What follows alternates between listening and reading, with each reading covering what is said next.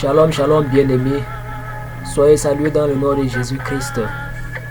Que la gloire et la paix de notre Seigneur Jésus-Christ vous inonde et vous accompagne durant ce jour de pèlerinage sur la terre.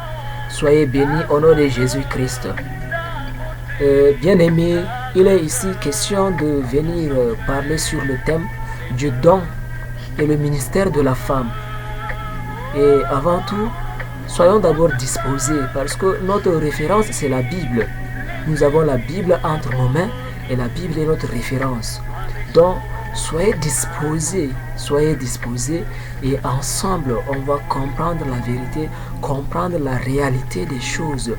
Parce que sans la Bible, sans la révélation spirituelle, on va rater beaucoup de choses. C'est pourquoi il faut nécessairement la révélation spirituelle et comprendre ce que c'est que le don et le ministère de la femme.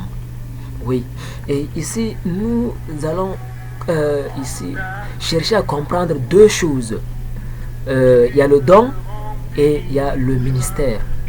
Le don, c'est selon 1 Corinthiens chapitre 12, les 9 dons de l'esprit.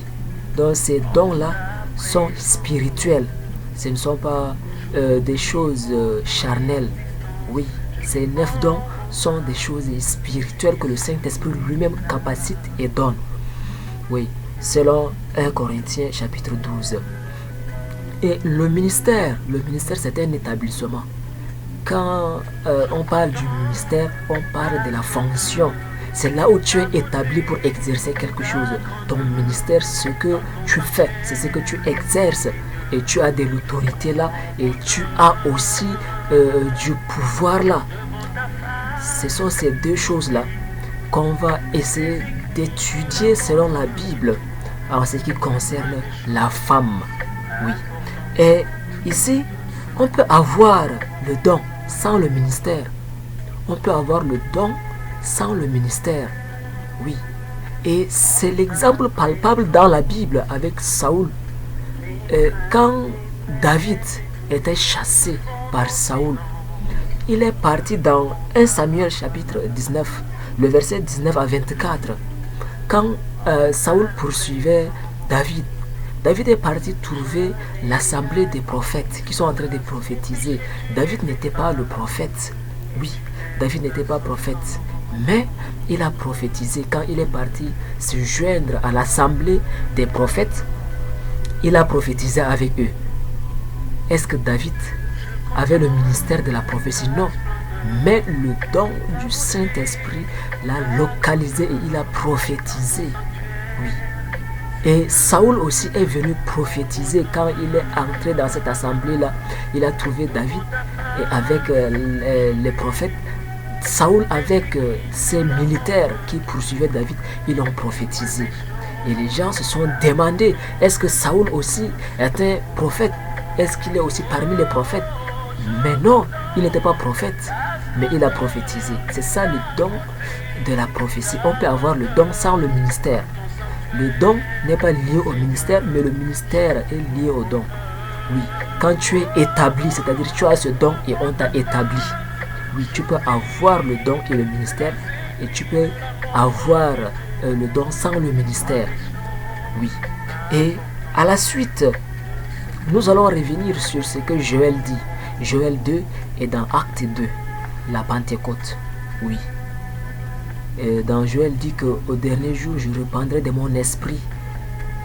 Oui, sur toute la chair. Vos fils et vos filles prophétiseront. Et les vers auront des songes. Donc, il faut comprendre ici que répandre ne fait pas le ministère.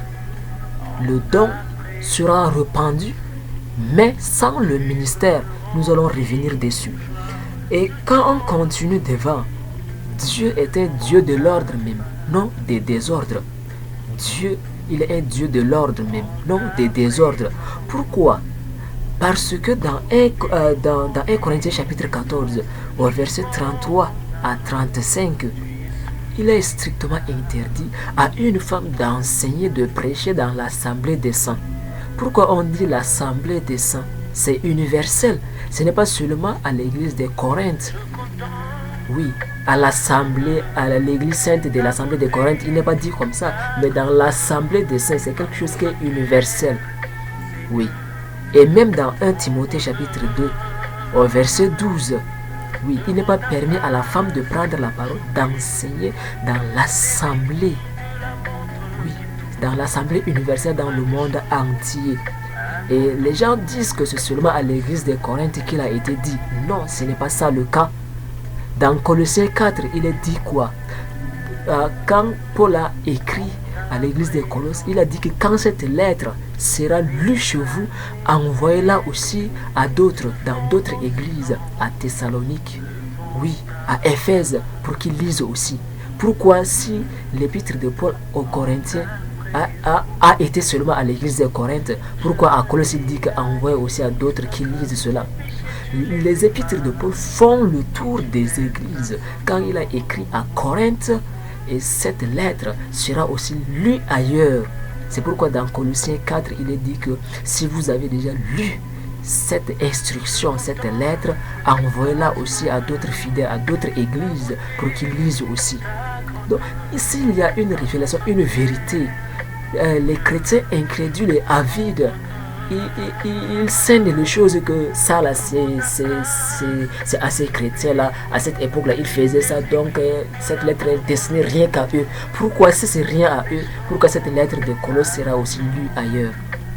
Donc il faut comprendre que l'église universelle, à la sainte église universelle, cette lettre est destinée à elle.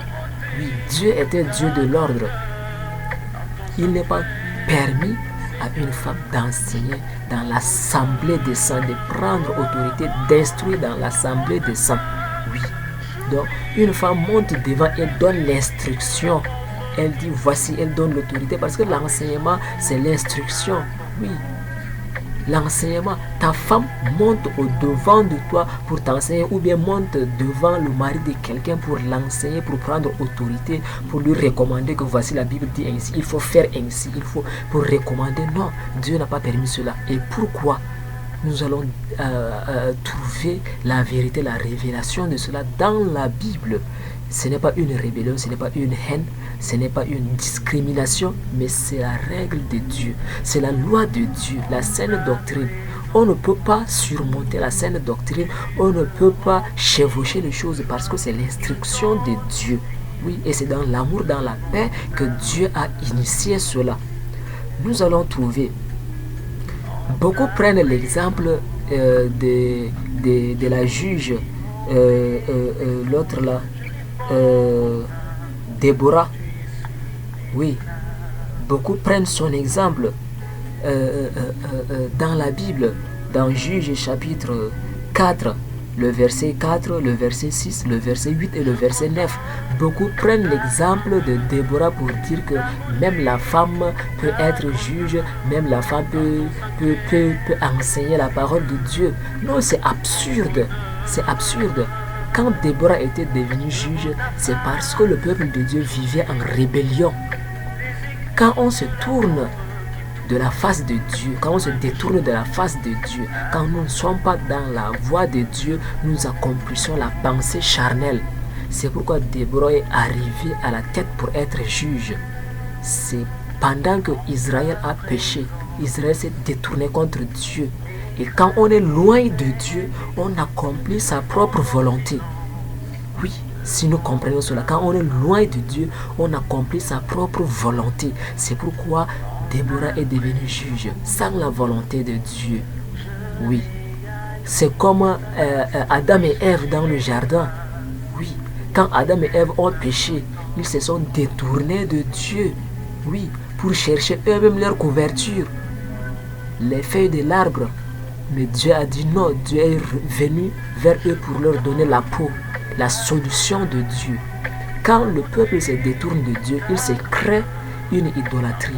C'est pourquoi dans le jardin d'Éden, l'homme a été créé. Nous avons tous un ancêtre commun, Adam et Ève. Mais pourquoi maintenant on parle des religions, on parle des coutumes, on parle des traditions? C'est parce que l'homme se sépare de Dieu. Quand l'homme se détourne de Dieu, du vrai créateur, il va se chercher des génies, des ancêtres, il va se chercher un Dieu. C'est ça. Oui, les coutumes, les génies, les ancêtres, ces cultes, des idolâtries là, sont nés lorsque l'homme s'est séparé de Dieu. Quand on se sépare de Dieu, on accomplit sa volonté, la volonté charnelle et la volonté de Satan. C'est pourquoi les cultures se sont nées. On parle de l'islam, des kémites, on parle du judaïsme, on parle de hindouisme, du bouddhisme. C'est parce que l'homme s'est séparé de Dieu. Sinon, nous avons un ancêtre comme Adam et Ève qui adorait le vrai Dieu, le seul vrai Dieu.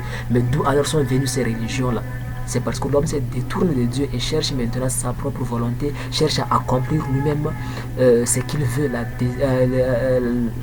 la chair, les désirs corrompus de la chair. C'est pourquoi, et si alors Déborah est devenue juge par la volonté de Dieu, pourquoi sur plus de 2000 ans, une seule femme vient à la tête pour devenir juge? Dans le livre des juges, là, on a combien de juges? Mais pourquoi seule Déborah vient sur une longue période? C'est parce que c'est la rébellion. C'est un accident qui s'est posé. Un accident de rébellion que la femme vient à la tête. C'est tout simplement ça. Sinon, comment se fait-il que sur plus de 400 quelques ans ou bien sur plus de 2000 quelques années, une seule femme vient à la tête? Si ce n'est pas par accident, oui, ce n'est pas approuvé par Dieu. C'est tout simplement ça. Il faut comprendre que si l'on se sépare de Dieu, on accomplit sa propre volonté charnelle. C'est pourquoi Déborah est arrivée à la tête. Il faut expliquer, lire la Bible dans sa profondeur, dans ses contextes. Et maintenant, pourquoi alors prophétesse aussi? D'autres prennent l'exemple de Myriam, d'autres prennent l'exemple de Anne, d'autres prennent l'exemple des prophétesses. Pourquoi alors prophétesse? La prophétesse ici, ce n'est pas lié au ministère, c'est le don. Ce n'est pas lié au ministère. Et ici, ce don-là, sans le ministère, c'est-à-dire sans l'autorité, c'est pourquoi ces prophétesses-là, Dieu ne s'est jamais adressé à cette prophétesse-là. Va, prophétise contre tel. Non. Mais alors tous les prophètes, comme Ésaïe, Jérémie, Nathan, Ézéchiel, Malachie, Zacharie, tout. Dieu leur a dit, ainsi parle l'Éternel, va, prophétise contre tel, prophétise contre ce tel roi, prophétise, prends de l'autorité. Comme Nathan est venu devant le roi David, il a dit, sur toi, il lui a dit la vérité. Voici l'autorité parce que Dieu t'a établi. Et c'est ça le ministère et le don. Mais ces femmes-là, Dieu ne s'est jamais adressé que ainsi parle l'Éternel, Déborah, ou bien ainsi parle l'Éternel, Myriam, ou bien ainsi parle l'Éternel, Anne. Va dire ceci. Non, Dieu n'a pas envoyé une femme, malgré qu'elle soit prophétesse dans l'Ancien Testament ou dans le Nouveau Testament, où Dieu a dit que ainsi parle l'Éternel. L'Éternel m'a parlé, l'Éternel m'a dit que je te dise cela, que je t'impose. Non, il n'y a pas. Mais nous voyons dans ce temps présent les prophétesses. Nous voyons dans ce temps présent les prophétesses disent que Dieu m'a mandaté, Dieu m'a mandaté, Dieu m'a donné le pouvoir, Dieu m'a donné tel. Non! C'est dans quelle Bible? Malgré qu'elle soit prophétesse, Dieu ne s'est jamais autorisé de leur donner une autorité d'aller prophétiser. Comprenons la Bible. Mais contrairement à Myriam, la sœur d'Aaron, elle était prophétesse à la sortie des enfants d'Israël d'Égypte. Dans Exode chapitre 15 au verset 20, Exode chapitre 15 au verset 20, elle a prophétisé, elle a chanté prophétiquement, mais elle n'a pas travaillé dans un tabernacle, dans une synagogue quelconque. Où est la synagogue où Myriam a travaillé comme prophétesse dans le ministère? Où est la synagogue où Nodia a travaillé comme prophétesse dans le ministère? Il n'y a pas. Mais elles ont prophétisé d'une autre manière. Oui, Myriam a chanté prophétiquement.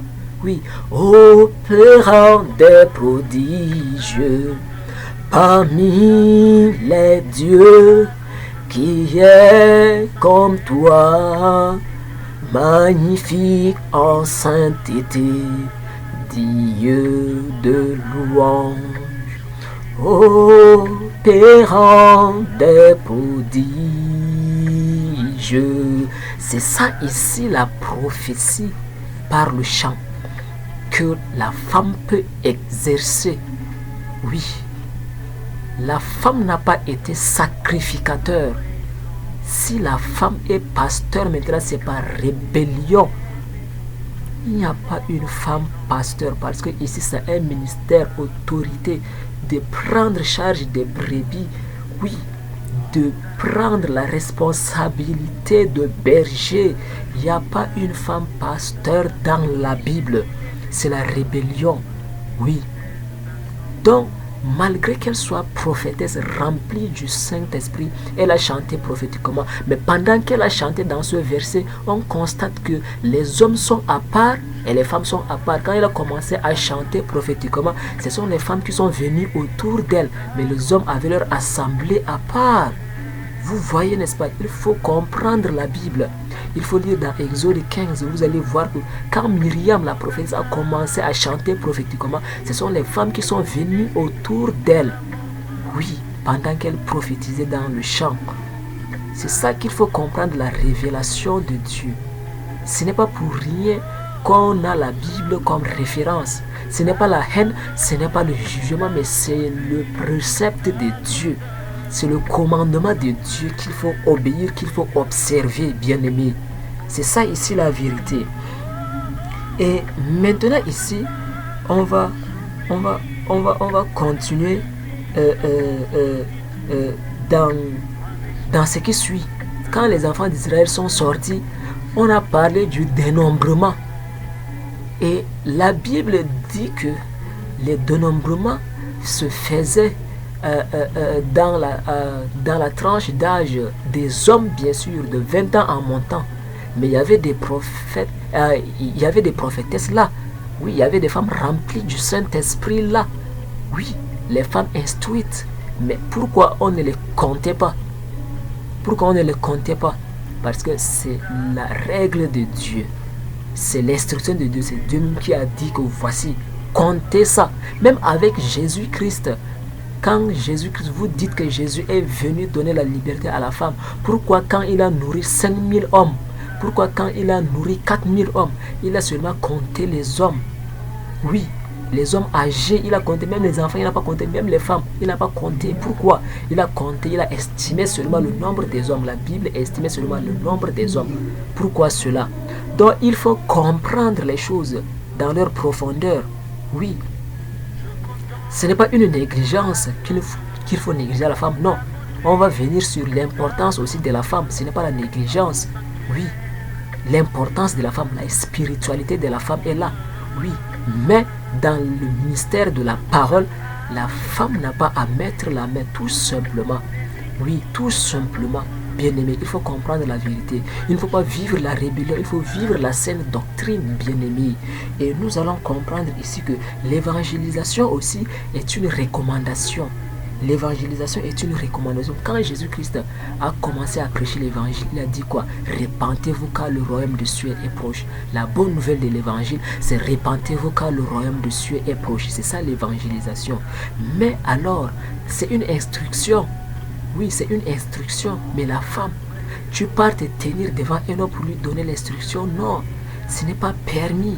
Parce que même étant dans la nouvelle alliance, dans le Nouveau Testament, la femme n'a pas ce ministère-là d'évangéliser. On va en venir. La femme n'a pas ce ministère d'évangéliser parce que c'est l'autorité. Parce que c'est une recommandation. Allez dire, toi là, il faut quitter le péché. Toi là, il faut naître de nouveau, sinon tu vas mourir. Toi là, il faut... Donc c'est prendre l'autorité. C'est ordonner quelqu'un. Vous voyez, n'est-ce pas? Donc ici, la femme même d'abord est considérée comme le sexe le plus faible. Dans 1 Pierre chapitre 1 Pierre chapitre 3, je pense. 1 Pierre chapitre 3, oui. 1 Pierre chapitre 3, le verset 7. La femme est considérée comme le sexe le plus faible. Donc, ce sexe le plus faible a besoin de la sécurité. Ce sexe le plus faible n'a pas l'autorité devant l'homme. Oui, quoi que l'homme soit païen, ce sexe faible n'a pas l'autorité devant le païen là. Et on va en venir. Comment cette autorité devant le païen se manifeste? Comment? Oui, se manifeste devant le païen. On va en venir. Donc, ici, l'évangélisation, c'est une autorité. L'évangélisation, c'est une recommandation. Je pars évangéliser, je pars recommander à quelqu'un qu'il quitte le péché. Oui, je pars dire à quelqu'un que voici le chemin de la vérité. Suis ce chemin. Oui, repens-toi. Le royaume de Dieu est proche, sinon tu vas rater l'enlèvement. Tu seras jugé. C'est ça ici la recommandation et c'est ça ici l'autorité. Oui, sinon, la femme n'avait pas de disciples. Aller évangéliser, c'est faire de toutes les nations des disciples. Oui, c'est faire des disciples. Mais la femme dans la Bible, quelle femme qui a été remplie du Saint-Esprit a des disciples? Mais pourtant, nous avons des femmes qui sont remplies du Saint-Esprit dans la Bible. Mais elles n'ont aucun disciple, même pas un disciple. Oui, même pas une sortie d'évangélisation. Oui, dans la Bible, il y en a. Il y en a. Donc, il faut comprendre que seule Jézabel avait des prophètes, les prophètes des Baals. Jézabel, comme dans un roi, les prophètes de la femme où Élie a égorgé quand il avait fait le miracle, quand il a fait descendre le feu du ciel. Il avait égorgé ces prophètes de la femme, les disciples de la femme. C'est Jézabel, la rébellion Jézabel qui avait des disciples, des prophètes à son service. Oui, donc il faut comprendre et il faut faire la part des choses, bien-aimés. Oui, et nous allons continuer dans le passage de Matthieu chapitre 28. Oui, beaucoup disent que, beaucoup coupent à partir du verset 18. Matthieu chapitre 28, le verset, même beaucoup coupent à partir du verset 19 que allez faire de toutes les nations des disciples, mais on ignore le verset 11. Le verset 11 dit quoi? Jésus s'étant approché des 11 disciples et il leur dit allez. Ce sont les 11 disciples que Jésus-Christ leur a donné la recommandation d'aller prêcher. Et les 11 disciples étaient des hommes, ils représentaient les hommes. Donc, aller faire de toutes les nations des disciples. Oui, les hommes ont l'autorité, ont le pouvoir, ont cette autorité-là d'aller évangéliser, d'aller prendre l'autorité, d'aller recommander, d'aller instruire. C'est ça ici. Donc, ne coupons pas à partir du verset 19, mais commençons à partir du verset 16. Le verset 16 dit que ce sont les 11 que Jésus-Christ leur a recommandé d'aller. Oui, sinon Jésus-Christ avait passé tout le temps sur la terre, les femmes étaient sur lui. Oui, Marie de Magdala, Marie sa mère, et on a d'autres aussi disciples qui étaient autour de lui, qui sont des femmes. Mais pourquoi il ne les a pas dit qu'allez aussi m'attendre sur la montagne? Il a dit seulement aux 11, allez m'attendre sur la montagne. Et il les a donné l'autorisation, la recommandation d'aller évangéliser. Mais pourtant, ces femmes-là, même ont assisté à la résurrection de Jésus-Christ. Mais pourquoi elles n'ont pas trouvé cette instruction, cette autorité d'aller évangéliser? Non, il faut comprendre que même dans Actes chapitre 2, tous ont prophétisé prophétiquement. Oui, le don, mais non le ministère. Tous ont prophétisé. Et quand nous voyons cela, après cette prophétie, les 11 élevèrent la voix pour prêcher. Oui, mais beaucoup ne comprennent pas la prophétie des Actes chapitre 2. Oui, il faut faire la différence entre évangélisation et prophétie. Le don sans le ministère, évangélisation et prophétie, il faut faire la différence entre les deux. Évangélisation, c'est prendre de l'autorité. Oui, quand on parle évangéliser, dire que voici, quitte le péché, sinon tu vas mourir, ça attriste le cœur. Mais dans Acte 2, quand ils ont prophétisé, ça a soulevé l'étonnement. Oui, quand on te dit que, oh pécheur, tu vas mourir, ça t'attriste, ça ne suscite pas l'étonnement, ça te rend vraiment timide, ça te rend vraiment attristé, ça, oui, ça t'abat, ça te donne un cœur abattu, donc tu rentres en toi-même et tu es désolé, ça ne provoque pas l'étonnement. Mais contrairement à la prophétie des Actes chapitre 2, tous les gens qui entendaient dire les merveilles de Dieu, oui, les merveilles de Dieu, toi, quitte la fornication, ce n'est pas une merveille de Dieu, mais c'est une recommandation, oui, c'est une évangélisation. Le royaume de Dieu est proche, quitte le royaume de Dieu est proche. Oui, fuis le châtiment de Dieu. Oui, cela ne provoque pas l'étonnement. Mais par contre, dans Acte 2, les gens qui venaient ont écouté, ont saisi l'étonnement, les merveilles de Dieu. Ce n'est pas une évangélisation. C'est après que les apôtres ont élevé la voix, les 11 ont élevé la voix pour maintenant prêcher après. Les autres se sont tus. Est-ce que les autres ont continué à être prophètes ou bien prophétesses? Non. Le don de Saint-Esprit les a saisis immédiatement. Ils ont fait le travail et puis, poum, c'est parti. Ils n'ont pas continué à dire que voici prophète ou bien prophétesse encore. Non. Ce sont les disciples, les apôtres là qui ont continué. Donc, il faut faire la différence, bien-aimés. Il faut comprendre la vérité de la saine doctrine. Oui, et il faut faire la différence entre prophétiser prophétiquement les merveilles de Dieu et entre évangélisation. Oui, les femmes ont prophétisé, oui, pour dire des merveilles de Dieu, mais ce n'est pas une évangélisation. Et la suite, on va voir aussi ce que les chrétiens ignorent tant, la Samaritaine et les messagères dans la Bible. La femme samaritaine n'a pas évangélisé. La femme samaritaine est allée témoigner. Il faut aussi faire la différence entre évangélisation et les témoignages et les messagères. Oui, donc la femme samaritaine, quand Jésus-Christ lui a dévoilé sa vie de péché, d'adultère, de prostitution, que c'est ton 5e mari que tu es avec lui, tu as dit la vérité, elle est partie dire à la population que venez, voici la personne qui m'a dit tout ce que je suis, ma vie cachée, il a révélé. Ce n'est pas une évangélisation. Une évangélisation, c'est aller dire que repens-toi car le royaume de Dieu est proche. Mais elle est partie témoigner, le témoignage. Comme dans Apocalypse, il est dit qu'ils ont vaincu à cause du sang de l'agneau et de la parole de leur témoignage. Oui, en témoignant, on peut attirer quelqu'un à Christ. C'est ça ce que les femmes devraient faire. Et comment témoigner?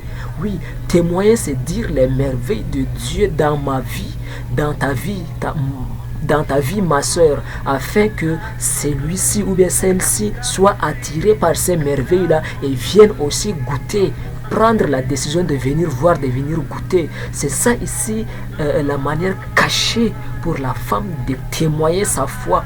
On témoigne, voici ce que Dieu m'a fait, voici ce que Dieu, voici la grâce de Dieu, voici. Tu témoignes comme ça à côté de panier, sans évangile, sans l'autorité, oui, sans la recommandation, et la personne sera captivée par ce témoignage-là et la personne viendra écouter comme la femme samaritaine qui a témoigné, venez voir, et les hommes sont venus, les gens se sont accourus et venir pour écouter ce que c'est que Jésus-Christ lui a révélé. C'est ça ici. Et même les messagères, celles qui ont vu Jésus-Christ, les femmes, la femme, il faut respecter la femme. Si la femme a une spiritualité élevée, il faut respecter la femme parce que c'est par la femme que la vie vient. C'est par la femme que le Sauveur est venu. Donc la femme n'est pas à négliger. Si on dit que le ministère de la femme ou bien le ministère d'évangélisation n'est pas pour la femme, oui c'est normal, c'est bien parce que ce Dieu et c'est biblique, la Bible le dit clairement, mais ce n'est pas autant dire qu'il faut négliger la femme. Il faut respecter la femme. Si la femme sert Dieu réellement et prie, et oui, le ministère de la prière, oui, le ministère d'intercession, si la femme prie, si la femme met réellement à genoux. C'est pourquoi Jésus-Christ allait partout avec la femme, parce que la femme soutenait le ministère par la prière, soutenait le ministère par le financement et soutenait aussi le ministère par la préparation. Oui, les femmes préparées pour Jésus-Christ, les femmes préparées pour les disciples comme Paul. Paul voyageait avec les femmes. On a Phoebe, on a Drusille, on a assez de femmes Eunice, on a assez de femmes qui suivaient Paul, mais c'est Paul qui écrivait que la femme ne peut pas enseigner. Les femmes suivaient Paul, mais Paul disait que la femme ne peut pas enseigner. Pourquoi? Mais la femme soutenait Paul dans son ministère. Donc il faut comprendre que si la femme décide réellement de te soutenir, de prier pour ton ministère, de soutenir ta foi, elle le fait et Dieu l'exauce, parce que la femme est puissante. Oui, la femme, elle a une spiritualité vraiment élevée, et la femme est aussi très faible, parce que par elle, Satan entre vite. C'est pourquoi Satan a laissé de tenter Adam, et il a tenté Ève, et il a accédé. Oui, partout c'est par la femme que Satan entre premièrement. Oui, partout c'est par la femme, parce qu'elle est faible, le sexe faible. Oui, ça est spirituel. Si la femme croit réellement, elle est spirituelle. Et si la femme, comme l'autre Abigail est comme Séphora. Oui, ce sont des femmes qui ont une spiritualité élevée. Oui, mais si la femme est faible, Satan profite. Et si la femme est spirituelle, elle combat vraiment efficacement dans la prière pour soutenir l'homme de Dieu. Donc c'est ça ici la femme. Et il ne faut pas négliger la femme. Il ne faut pas négliger la femme. Donc il faut aussi être dans ta position, ma soeur. Il faut être dans ta position pour soutenir le ministère. Et nous allons comprendre par la suite que ici si vous avez compris la différence entre témoigner et entre dire attends, si la femme était alors dans le ministère de la parole, c'est-à-dire la femme a évangélisé les apôtres quand elle a vu premièrement la résurrection de Jésus. C'est la femme qui a vu premièrement la résurrection de Jésus. Donc c'est-à-dire les femmes sont éveillées. Oui, mais pourquoi la Bible les interdit d'enseigner? Oui, c'est la loi de Dieu. Oui, c'est la loi de Dieu. Sinon, la femme est aussi spirituelle. Les femmes dans Actes qui ont été remplies du Saint-Esprit, quelle femme a évangélisé, quelle femme a enseigné, mais elles étaient plus spirituelles, ou bien elles étaient villageoises comme c'est dans les années passées. Elles n'étaient pas villageoises, non. Oui, elles étaient remplies du Saint-Esprit, mais elles n'ont pas fait cela. Mais de nos jours, si tu es rempli du Saint-Esprit, un peu prophétesse, tu as un peu de révélation, tu as un peu de songe, tu te déclares prophétesse, tu commences à enseigner, non. Il faut laisser cette rébellion-là. Ce n'est pas bien. Il faut laisser cette rébellion-là. Oui, tu peux être spirituel pour soutenir l'œuvre, pour soutenir l'homme de Dieu, comme l'apôtre Paul avec les femmes, comme Jésus-Christ aussi avec les femmes. Oui, pour soutenir le ministère de la parole. Oui, tu as ta part à faire aussi, ma soeur. Et nous allons voir aussi ici, dans la Bible, c'est vraiment concret. Nous allons voir le cas de la femme, comment elle peut gagner les âmes par la soumission premièrement, selon 1 Pierre chapitre 3 au verset 1. La soumission de la femme dans le foyer peut gagner le voisin à Christ. Si le voisin voit comme ça, vraiment, il dit que l'église où tu parles, je veux aussi aller découvrir. Tu l'as gagné, mais d'une manière indirecte, parce que tu n'es pas autorisé à prendre de l'autorité dans le ministère de la parole. Mais ta soumission dans le foyer, ta soumission peut aussi gagner ton mari si ton mari est païen. Si c'était un couple païen et que la femme croit, par sa soumission, le mari peut être gagné aussi. Par ta soumission, le voisin peut aussi être gagné. Par ta soumission, le voisin peut aussi dire à sa femme de te suivre, de faire comme toi. Et ils peuvent aussi venir dans la communauté de la saine doctrine. Oui, c'est ça ici la vérité. Aussi, dans Tite chapitre 2, le verset 3 à 5, les femmes âgées instruisent les femmes, c'est dans la réunion des femmes. Instruis tes soeurs, instruis tes cadets, instruis les jeunes femmes. Oui, que les femmes âgées instruisent les jeunes femmes, c'est dans la réunion des femmes. Oui, c'est comme on dit partout, les femmes de charité, la réunion des filles vertueuses, la réunion des femmes chastes, tout ça. Donc, c'est ça, et c'est dans la réunion des femmes, tu dois instruire tes sœurs, mais non dans l'assemblée en général des saints où les hommes sont là. Non, tu vois. Donc, c'est ça ici la manière où tu dois te conduire. Et même Tabitha, Tabitha, la Bible dit qu'elle était disciple dans Acte 9, 36. Tabitha était disciple de Jésus-Christ. Tabitha était disciple de Jésus. Mais quelle évangélisation elle a fait? Quelle sortie d'évangélisation elle a fait? Quand Jésus-Christ a envoyé les 70 disciples des adieux, il a envoyé quelle femme? Et les disciples sont revenus vers lui en disant que voici, on a pris de l'autorité, on a chassé les démons, les esprits impurs, tout. On a écouté quel témoignage de la femme ici? Non. Donc il faut comprendre la réalité des choses, bien-aimés. Il faut faire la part des choses pour la gloire de Dieu. Donc c'est ça ici la réalité des choses. Tabitha était disciple, mais qu'est-ce qu'elle faisait? Elle n'évangélisait pas, mais qu'est-ce qu'elle faisait? Elle faisait des bonnes œuvres et des aumônes. C'est ça ici, ce qu'elle faisait, des bonnes œuvres et des aumônes. C'est ça ce que la Bible a souligné. Oui, la Bible a souligné ce qu'elle faisait, son activité pour gagner les âmes. Elle faisait des aumônes autour d'elle, des bonnes œuvres, et son témoignage était parti loin. Oui, elle a même gagné des âmes à Christ par cela, mais non par le ministère de la parole, mais par les bonnes œuvres, par les aumônes. C'est ça ici, ce qu'il faut comprendre comme la vérité, bien-aimée. C'est ça la vérité, le don et le ministère de la femme. Le don et le ministère de la femme. Mais de nos jours, quand tu as un peu le Saint-Esprit, tu commences directement à même à créer peut-être une église, à faire des sorties d'évangélisation que nous devons gagner les âmes à Christ. Non, si tu ne sors pas, même si tu croises les bras, Dieu va susciter des serviteurs. Oui. On n'aide pas Dieu. Dieu se suffit à lui-même. C'est pourquoi il a dit que même si les hommes là se taisent, Dieu suscitera des pierres pour chanter sa gloire. Quand Jésus-Christ entrait à Jérusalem, oui, les gens ont dit qu'il faut dire à tes gens de cesser d'applaudir. Oui, donc si tu te tais, si tu dis que tu ne sers plus Dieu parce que le ministère de la parole n'est pas pour toi, oui, gloire à Dieu parce que Dieu ne manque pas de serviteurs. Dieu ne manque pas de serviteurs pour accomplir sa volonté parce que lui-même, il se suffit à lui-même. Il se suffit à lui-même. Combien de fois Jésus-Christ se révélait en homme comme ça pour sauver les gens, pour parler aux gens? Oui, il y a assez de croyants qui ont cru parce qu'ils ont vu Jésus-Christ dans la vision, ou bien ils ont vu un homme que Jésus-Christ a pris la forme de l'homme pour venir accomplir sa volonté. Donc ici, Dieu ne désire pas de l'aide. Il se suffit à lui-même.